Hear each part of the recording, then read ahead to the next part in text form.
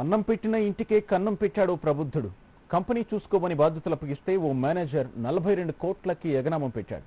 వేణుమాధవ్ అనే ఎన్ఆర్ఐ అమెరికాలో ఉంటూ నగరంలో సాఫ్ట్వేర్ కంపెనీని ప్రారంభించి మేనేజర్ సంతన్ కుమార్ కు బాధ్యతలు అప్పగించాడు. అయితే ఫోర్జరీ చేస్తూ తనకు సంబంధించిన ఆస్తులను మూటగట్టుకున్నాడని బాధితుడు హెచ్ఆర్సీని ఆశ్రయించాడు. పోలీసులకు ఫిర్యాదు చేసినా ఫలితం లేదని వాపోతున్నాడు బాధితుడు. రాజకీయ నేతల అండదండలతో సంతన్ కుమార్ తప్పించుకు తిరుగుతున్నాడని, తనకు న్యాయం చేయాలని విజ్ఞప్తి చేశాడు.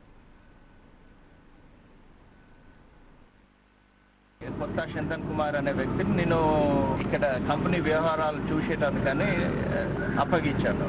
అదును తీసుకొని కొత్త సంతన్ కుమార్ నాకు సంబంధించిన ఆస్తులు, వ్యాపారంలో వచ్చిన డబ్బులు దాదాపు 42 కోట్లు ఫోర్జరీ చేసి, ఫ్రాడ్ చేసి, మిస్అప్రోప్రియేషన్ చేసి తన సంబంధికుల పేర్లపై ట్రాన్స్ఫర్ చేయడం జరిగింది.